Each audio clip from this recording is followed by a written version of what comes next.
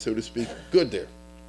And here, nevertheless, was an exception to that, where Jews are accused of literally the blood libel.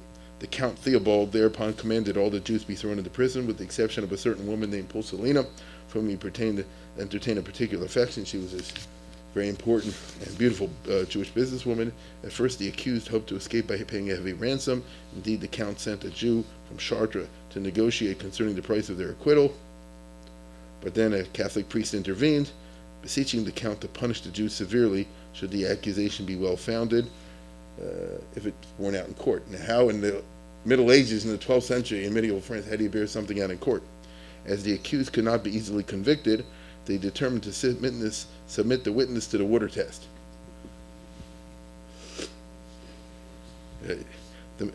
Well, you understand what I'm talking about. It's not that his testimony is that good, but at least they'll submit it to one of these medieval to see if God is backing him. The mayor's servant was conveyed to the river and placed in a boat filled with water. But he didn't sink. So the Count and the population were convinced that his statement was true. And consequently, all the members of the Jewish community were condemned to death by fire. When they were brought to the auto de fe, meaning when they were brought to be burned, a priest begged them to embrace Christianity and preserve their lives. But with very few exceptions, they refused, and they all were burned in the flames while chanting Aleinu l'shabech Adonai Kol, which Aleinu l'shabech, of course, says like this: Hey, mispalim lehevel Rik, mispalim le'Shia, that they bow down to Rik, which can be also Jesus. So in other words, these Jews basically died spitting with them. So there was no love lost on either side at that time. Continued fashion, but praise the one God. And Pulsalina jumped in with them. So you have a tragedy, and the Rabbeinu Tam, who was the leading rabbi in France at that particular time, he wasn't young, he said that this is something unusual. As I told you before, it would be like, God forbid, something else would happen in America, even though it wasn't part of the regular culture at that time, as it later on became. And he saw this as some kind of divine punishment, and he said they should be a fast day. So there's hardly anyone that keeps that up today. There are a few, the Oberlanders, I think. There's a few Jews that still preserve the kinos from 1171. But the Shah, living in 1648, said, I'm not being mechadish anything over here, God forbid. I'm simply saying, look, the massacre at Nemirov took place on the same day as this incident at Blois. That shows that, first of all, it's an unlucky day, and second of all I'm doing is reinforcing a precedent, which somebody like the Rabbeinu Tam, who was one of the greatest rabbis of all time, said it's okay to do it, and so we can do it, and therefore that'll be our Yom HaShoah. Now what's interesting is, if you know anything about the biography of the Chazon Ish after the Second World War, he was extremely opposed to the idea of a Yom HaShoah. That's the reason why, until recently, even on Tisha B'Av, there was never any mention of the Holocaust. You and I have lived through the period. I've actually maybe paid a tiny part in it of, changing that slightly, that they add now one or sometimes two keynotes at the very end of the keynotes about the Holocaust. But broadly speaking, I'm sure anyone my age knows what I'm talking about. Years ago when we were younger, you went to Shul and Tisha, you sat down, you said the keynotes, you knew what you're saying, you didn't know what you're saying. They have to do with things happened long ago, and World War II had nothing to do with it whatsoever. Now, in the art scroll biography here of the Chazon Ish, a very interesting passage, which you'll understand now in light, I hope, of what I've been speaking about. And it goes like this. After the Holocaust, a number of Rabbanim in the Holy Land wanted to establish a new day of fasting and mourning for the horrors of World War II. Rav Herzog, for example, and others, they said, listen, obviously, the Shoah seems, at least, to outweigh anything that's come down the line. 6 million people under in the Hitlerian conditions. That unfortunately, that makes this look like nothing, right? So, do we have no ritual commemoration for it in the Jewish calendar? But the Chazon Ish employed various means in ensuring that this would not happen. It did not come about. He was opposed to it. He was especially concerned that no bona fide Torah leader endorsed the idea. So, if the Israeli government wants to make a Yom HaShoah, if the Associated Jewish Charities wants to do something, but we shouldn't. Now, the Chazon Ish explained his opposition to Rabbi Binyamin Mendelssohn of Komamius. Some of us remember that's the Haredi kibbutz. where he says that, quote, the sufferings which our people have recently endured was l'mayla min hateva, was above nature, meaning the Shoah is in a class by itself. This and other things, the Crusades, whatever you want, the Inquisition, they're a certain pattern. The Shoah is the Chazon Ish is in a thing by itself. There are those whose understanding tells them to establish the fast, but they're wrong. Only Nevi'im, only prophets, have the ability to proclaim fast days, and we do not. So Rabbi Mendelssohn, I'll say it again, he's the Rav of Kamamis, that's the ultra frum Moshav. So he said, wait a minute, what about Chav Sivan? The Taz, or really it's the Shach, established Chav Sivan as a fast day in commemoration of the Cossack uprisings of 1648-49, even though their destructiveness did not compare with that of the Nazi persecutions. But the Chazon Ish was ready with a refutation. He wrote, firstly, this was not an ordinance to be observed for all generations. There's no mention of it in the commentary of the Taz.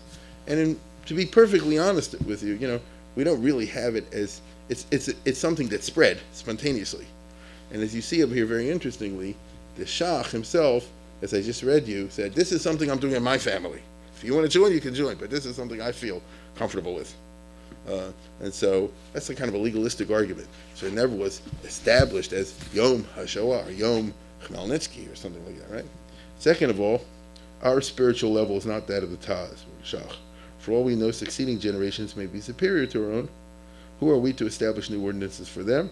And in a letter, he reiterated his opposition to the proposal, where he said, quote, establishing a fast for all generations, and that's what they wanted to do, apparently, make a tainus out of it, is in the category of a drabonan. All existing fasts go back to the time of the Nevi'im. They are we, a generation that had best be silent about our faults. Be so brazen as to think of establishing something for all generations. Such a proposal bears witness to denial of our sins and a lowly state. At a time when we are mired in sin, impoverished and bereft of Torah and mitzvahs, let us not seek that which is beyond us, but instead let us ponder our paths and do tshuva. That is our obligation, and the weight of the Chazon Ish's opinion put an end to the proposal. So, in other words, he meant, and there, there's a lot to talk about that, but it's very significant that everybody knew about Chav Sivan and the precedents that we just described, but he was very adamant, obviously for his reasons, that not to mix the two together, that they're not the same thing at all. And as I said before, that's really the reason, as far as I know, that's the reason why connections with the Shoah never were really part of Tisha B'Av even until fairly recently, and now in a sort of modest kind of way. Listen, we're Shchuris Lo Miyayin, we're still reeling, people my age, still from the generation, still reeling from the Shoah. We don't have any kind of historical perspective on it, and that was his argument back and forth. Now, the fact, though, is that the Vada Barozos in Poland felt strongly enough that they recommended, they didn't say you have to, recommended to the different communities that they should do this, and the Tosis Yontiv, as I said before, who was one of the leaders of it, tried to get this prayer in there. But let's not fool ourselves. People did not stop talking in Shul. Right? The problem with the sale of the rabbinate did not end either. I don't know about these other things that the Zeraberich was talking about. Just because somebody writes in a book about it doesn't mean that people do it. It's a sad reality. As a rabbi of a Shul, I don't have to go into that too much.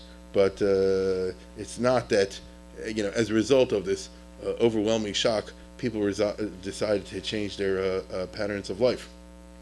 Now, that's the internal, psychological, religious, and theological reaction to what happened over here. There is a Jewish, broader reaction that's very fascinating to all this, and that has to do with the halachic side and you might say the sociological side. What happens after the 1648 period is over, or maybe a little bit after that? You can just imagine the unbelievable problems of agunas and things of this nature, families torn to bits as a result of these situations. There's the map. Here's the Turkish Empire.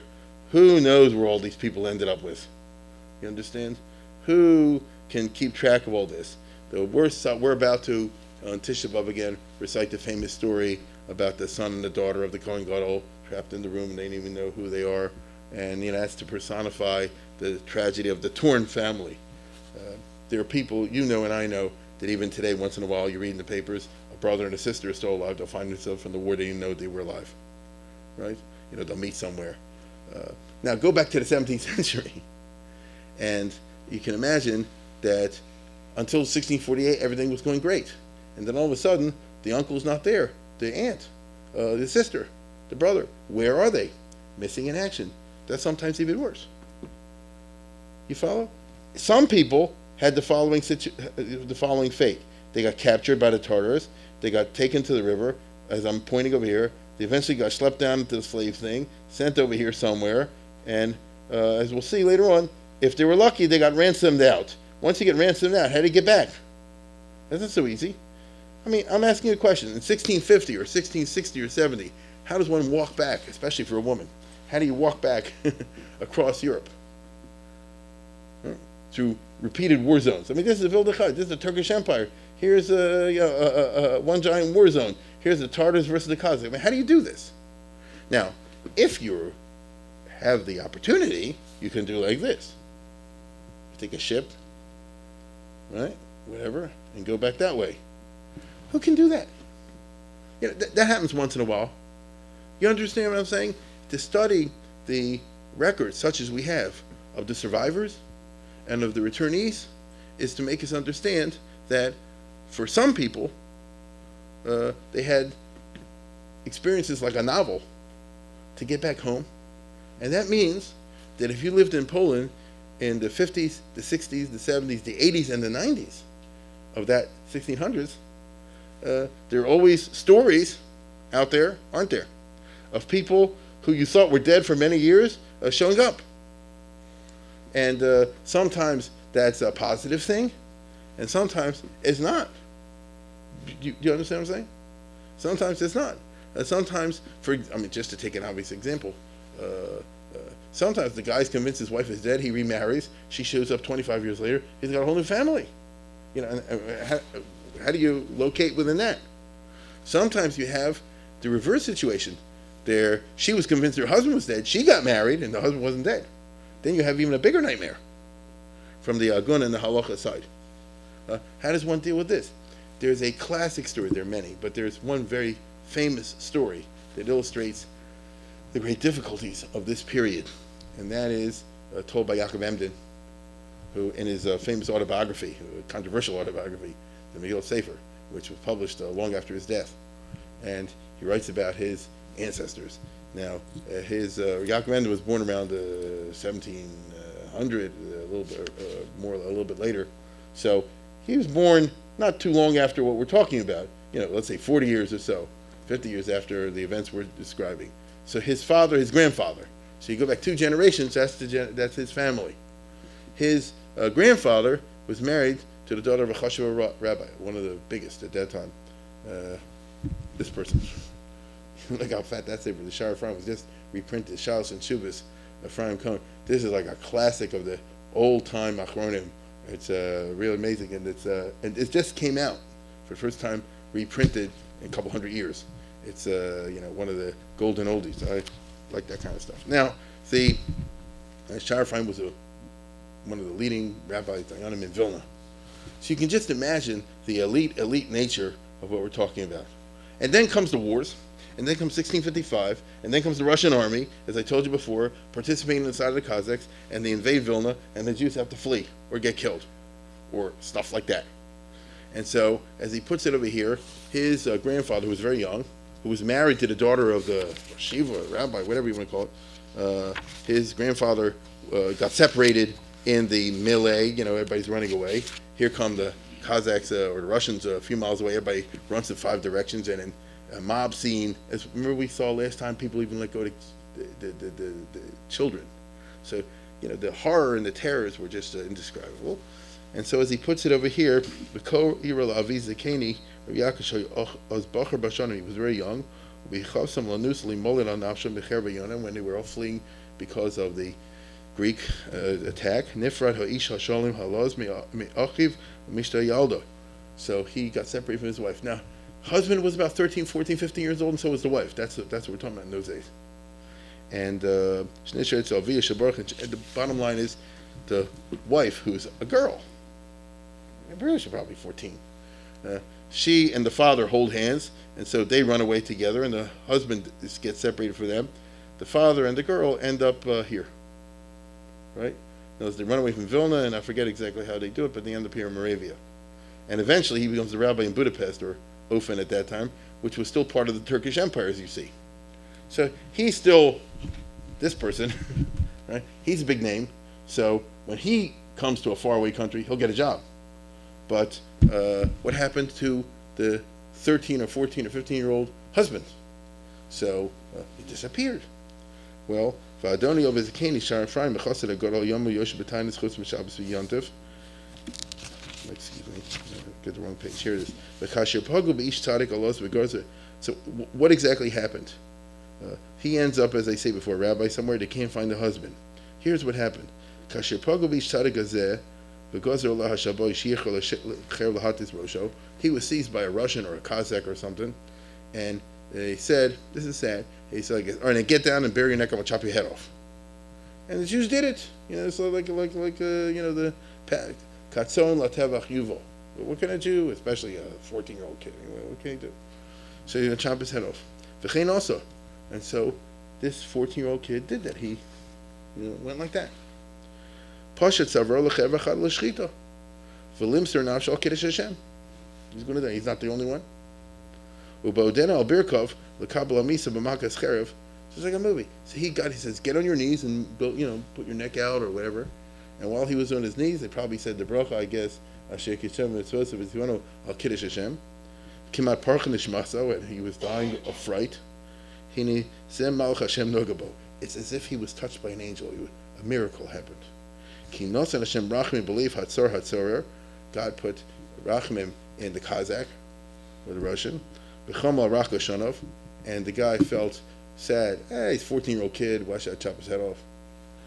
B'tacha shali rotz l'holach acher v'atzavra on avitzad achad, and so he hit him with the blunt end and not the sharp end. Right? Instead of going like that and chopping his head off, he just gave him a whack. That's his rachmim. But still, he didn't kill him. So in other words, he came down like that, but with the sharp side, so he just gave him a sharp whack over here, but didn't kill him. Nichmer racham also dechifa b'tzad karna shel kli chefza b'derech bizoyin. He gave him a whack with the blunt end in a contemptuous manner and said, "Kum lech kelev bachor v'lech l'nafshecha." Run, you dog. Run, you dog. Okay, so he ran.